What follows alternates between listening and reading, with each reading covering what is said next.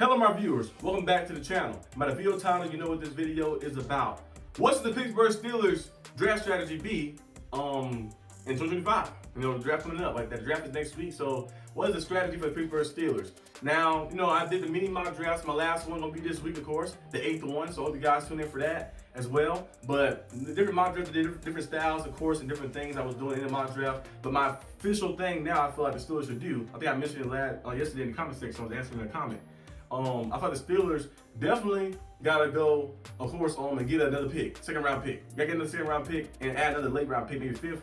Hopefully fourth, that'd be cool, but a fifth round pick, add that so you can go ahead and get some of these pieces you need. The defense really got everything. The D lineman spot is the only thing you really need, but everything else is kind of like there. You're going to add more depth to like linebacker core, more depth to the DB room and stuff. You can add that depth, edge rushers as well. But you really have every piece really that you need except that D lineman spot. So there's only one spot you got to focus on right there. So everything else around it is still pretty good. You need to add more depth if you want to add more depth to feel more comfortable. Offense is where it's kind of needed to be, of course. Quarterback, running back, inside O-lineman, and maybe another receiver like that. You could probably add two as well if you want to add that.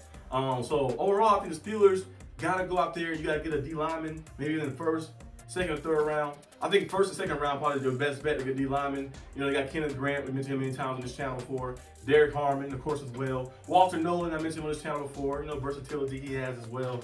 Alfred Collins, of course. Tyleek Jackson as well.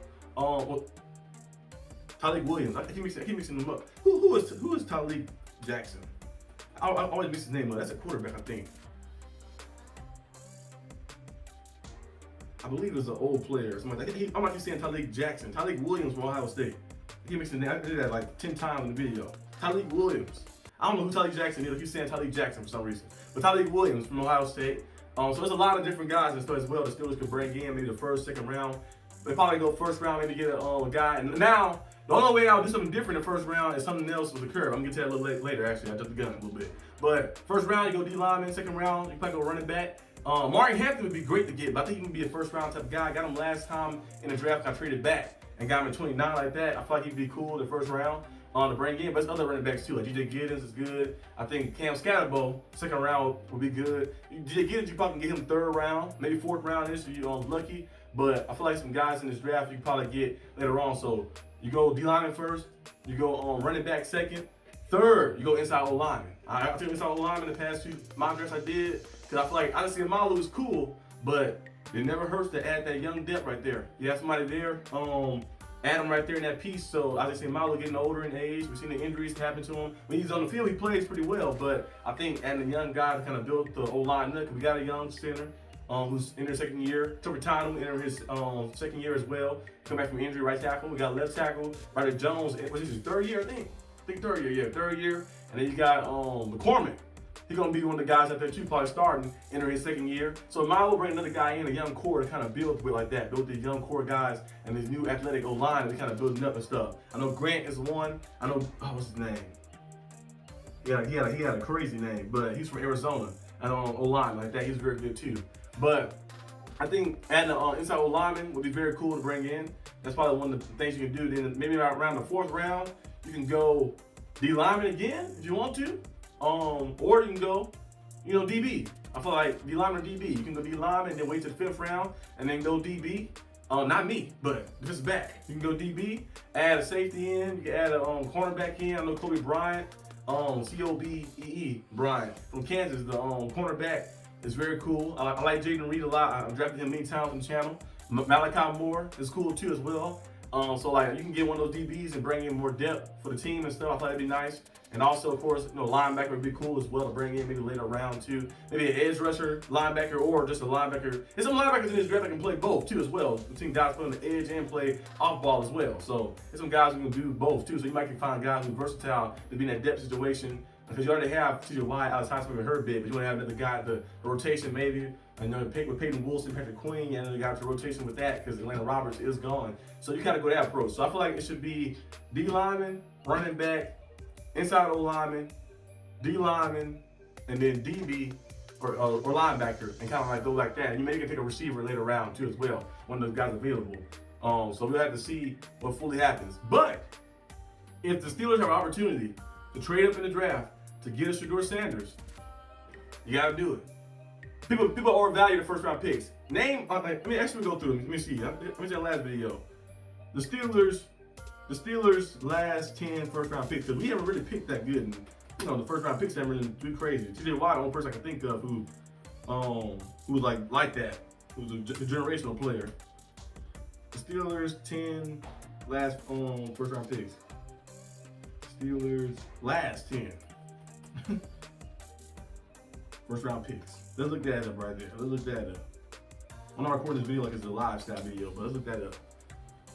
Our last 10, let's see, still first round draft picks. Let's see all the ones. I'm like, I know the Steelers haven't hit on all these guys. Troy Patanu was last year, won 2024. You know, he has potential. He was doing very good before he got injured.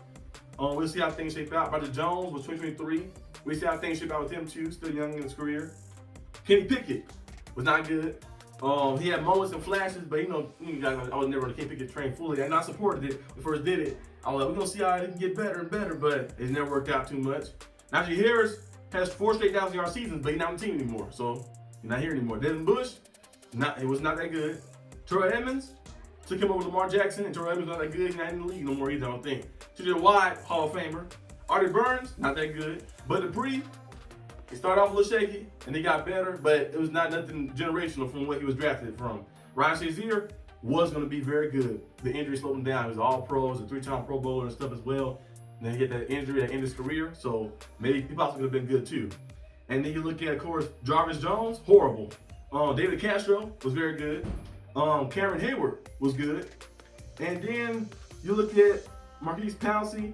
I think I went beyond. I went beyond 10 years. I think Bud Dupree the last one, 2015. But you look at all the number 1 picks, you really can't see a lot besides TJ Watt in the last 10 years. Besides TJ Watt and Najee did his thing, he'll be not on the team no more. So those guys, there's really nobody who's like generational. So I feel like the first round pick, you can really exploit it. They haven't really did anything with it. So you might as well do that first round pick for next year. The one for this year if you have opportunity, and trade for other stuff as well to move up in the draft to get not TJ Watt, to get Shedeur Sanders. Now I don't know. I don't think I throw TJ Watt in the trade to get Shedeur Sanders. I don't think you have to do that. I hope not. But you can use like the first round picks for next year, first round pick for this year, a lot of different things to move up in the draft to get Shedeur Sanders. You haven't really did anything with your first round picks, really. I know Trevor Tyler, Roger Jones, they got still a lot of time left to show case what they have fully, of course. But besides them, really, like TJ Watt, the only person you drafted who is a legend, like that, who's generational, who did beyond this pick and stuff as well. Everybody else is really not in the league no more, or just they was not who they was like that. So it's kind of like a little shaky in the sense. I'm like, so you shouldn't overvalue the first round pick. Don't be scared to make a move. We've seen Patrick Mahomes get to the Chiefs and they read like, hey, make a move, let's get a guy who I know gonna be good. Sometimes you gotta make a move right there and bring a guy in so you can have that generational player. And because the way we're gonna be at most of the time, because we're always winning things, we're gonna be in that same spot where we're like in 20s of the draft, like we can like in the first round, but you're not able to get the hot guys up because they're already gone like that. So how about you go out there and trade up? Don't be overhauling these picks and stuff as well, especially if you're not doing anything with them, as you can see from the list. Go out there and trade up in the draft and bring in a guy like Shedeur Sanders, draft a guy like Shedeur Sanders and bring some guys in to kind of change your franchise and stuff and see how things work out. So we'll see what the Steelers do. The draft strategy is, but if they go based off of like just staying content, it might be D lineman, running back. I thought they might not take a quarterback. If Shedeur Sanders is gone, and they might consider Jalen Monroe maybe, but Shedeur Sanders is gone, I feel like they might not take a quarterback. I thought they'd go D lineman, running back, inside lineman, D lineman probably again, and then you bring in maybe a DB, linebacker, and receiver, and then you're done. Like, especially if you trade for the second round pick, and bring that in, and they'd probably be done right there and around that range. So I feel like they kind of gonna have to wait until draft day to see what happens with everything, to see if they want to trade up in the draft, or say we don't trade back in the draft and add more picks and just get these pieces going, add more playmakers around our team, and roll Mason Rudolph as the bridge quarterback, and then see what happens next year draft to draft somebody. Or in free agency, Kyler Murray might be a guy who might be available via trade if the Cardinals will have their big moment next year. So we'll see. But that's all I have for today's video. Hope you guys enjoyed this video. If you did, like and subscribe for more content. And the Arsenal DB will see you next time on the channel. Peace out.